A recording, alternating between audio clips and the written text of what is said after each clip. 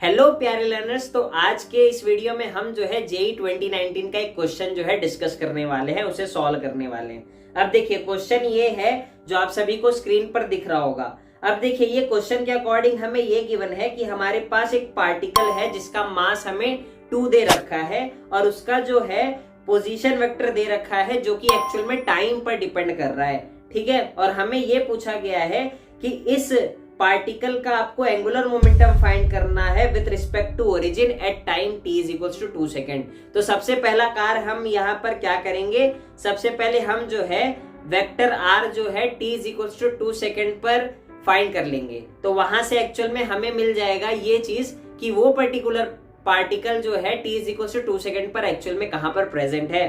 तो मेरे पास जो इक्वेशन है vector r is equals to 2t i cap minus 3t square j cap. तो यहाँ पर t की वैल्यू जब मैं 2 पुट करूंगा तो मेरे पास वेक्टर r आ जाएगा 4i cap minus 12 j cap. तो यहाँ पर हमारे पास सक्सेसफुली वेक्टर r आ चुका है। अब बात करते हैं, अगर मैं एंगुलर मोमेंटम के फॉर्मूले को देखो तो उसमें ये चीज है कि आपको क्या निकालना है, एंगुलर मोमेंटम के लिए आपको जो है वेक्टर r भी होना चाहिए आपके पास और वेक्टर v भी होना चाहिए। क्यों? क्योंकि एंगुलर मोमेंटम का फॉर्मूला ये है कि angular momentum is equals to m into vector r cross vector v। अब यहाँ पर वेक्टर v कैसे निकालेंगे भैया? अब देखिए उसके लिए आपको क्या करना पड़ेगा, जो r वेक्टर का इक्वेशन है ना उसको जो है आपको डिफरेंशिएट करना पड़ेगा विद रिस्पेक्ट टू टाइम। तो आपको वेलोसिटी वेक्टर मिल जाएगा उस पार्टिकल का। तो आप जब डेरिवेटिव लोगे तो आपके पास डेरिवेशन करने के बाद, डेरिवेटिव निकालने के बाद आपको वेलोसिटी वेक्टर मिलेगा जो कि होगा 2i cap minus 6t j cap. अब यहाँ पर हमें जो है चीजें t is equals to 2 second पर चाहिए। तो इस वेलोसिटी के जो इक्वेशन में है मैं क्या कर दूंगा, फिर से t की वैल्यू 2 पुट कर दूंगा तो मेरे पास जो है वेलोसिटी वेक्टर आ जाएगा जो कि होगा 2i cap minus 12 j cap. तो सक्सेसफुली मेरे पास वेक्टर r भी आ चुका है और वेक्टर v भी आ चुका है। अब देखिए हमें जो है फॉर्मूले में ये दिख रहा है कि हमें क्या करना है, vector r cross vector v। इसका मतलब वेक्टर r का क्रॉस प्रोडक्ट जो है हमें लेना पड़ेगा विथ वेक्टर v। अब उसके लिए हम क्या करेंगे, एक डिटर्मिनेंट बनाएंगे और वहां पर देखिए हम 3 चीज लिखेंगे, i कैप, j कैप और k कैप। और उसमें हम जो है एक्चुअल में 2 रोज जो है फिल करने वाले। अब 2 रो ही क्यों लिए हो आप भैया? क्योंकि देखिए हमारे पास एक्चुअल में 2 टर्म्स है, वेक्टर r और वेक्टर v। ठीक है, अब यहाँ पर हमारे पास 2 रोज जो है प्रेजेंट है। अब इनमें वैल्यूज जो है हमें उसी ऑर्डर में फिल करनी है जिस ऑर्डर में हमें क्रॉस प्रोडक्ट लेना है। मींस वेक्टर r का क्रॉस प्रोडक्ट वेक्टर v से लेना है। तो फर्स्ट रो में हम जो है वेक्टर r की वैल्यू को फिल करेंगे और सेकेंड रो में हम जो है वेक्टर v की वैल्यू को फिल करेंगे।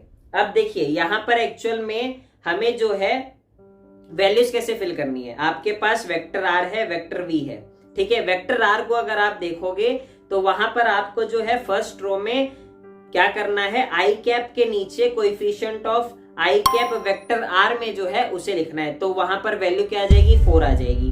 और वैसे ही j कैप के नीचे आपको क्या लिखना है, कोएफिशिएंट ऑफ वेक्टर r के इक्वेशन में जो कोएफिशिएंट है j कैप का, तो वो आ जाएगा -12। ठीक है, और यहाँ पर देखिए अगर आप मन की आंखों से देखोगे तो यहाँ पर लिखा हुआ है +0 k कैप। तो यहाँ पर k कैप का एग्जिस्टेंस तो है नहीं हमारे वेक्टर r में। तो वहां पर एक्चुअल में क्या करेंगे, हम जो है वेक्टर r के इक्वेशन में +0 k कैप लिख देंगे।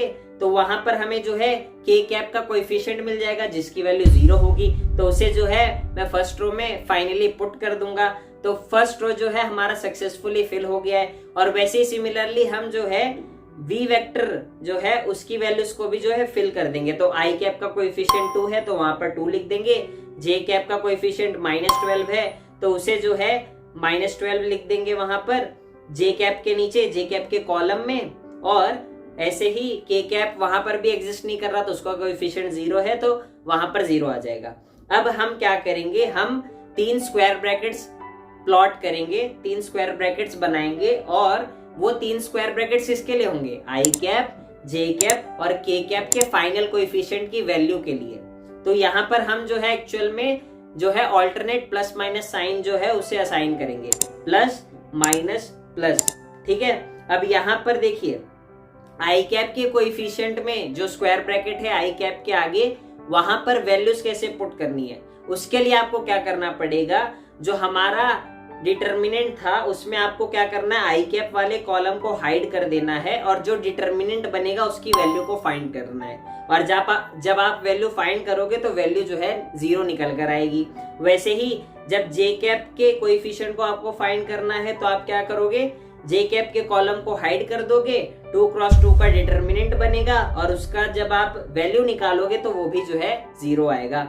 फिर आप जो है के कैप के लिए सिमिलरली क्या करोगे, के कैप के कॉलम को हाइड कर दोगे, 2 क्रॉस 2 का डिटर्मिनेंट बनकर आएगा और जो जब आप उसकी वैल्यू निकालोगे तो वो आएगी -24। ठीक है, तो ऐसे ही आपके पास क्या आ गया फाइनली, 0 आई कैप -0 जे कैप -24 के कैप। तो फाइनली यहां पर देखा जाए तो कौन सी टर्म मेरे पास बच रही है, -24 के कैप। तो ये मेरा finally vector R cross vector V का क्रॉस प्रोडक्ट का आंसर आ चुका है। बट अभी तक हमारे पास एंगुलर मोमेंटम नहीं आई है, क्यों, क्योंकि एंगुलर मोमेंटम क्या है, m into vector R cross vector V. तो यहाँ पर जो क्रॉस प्रोडक्ट की वैल्यू आई है उसमें मुझे मास की वैल्यू को मल्टीप्लाई करना पड़ेगा। तो मास की वैल्यू हमें 2 दे रखी है, तो हम जो है उसे जो है मल्टीप्लाई कर देंगे तो फाइनली -48 के कैप जो है मेरा आंसर निकल कर आएगा, और जो कि आपके क्वेश्चन का ऑप्शन डी है। तो आई होप सो ये जो क्वेश्चन है आप सभी को क्लियर हुआ रहेगा, और अगर इस प्रकार का आप सवाल आ जाता है आगे तो आप जो है ऐसे क्वेश्चंस को आप इजीली टैकल कर लोगे।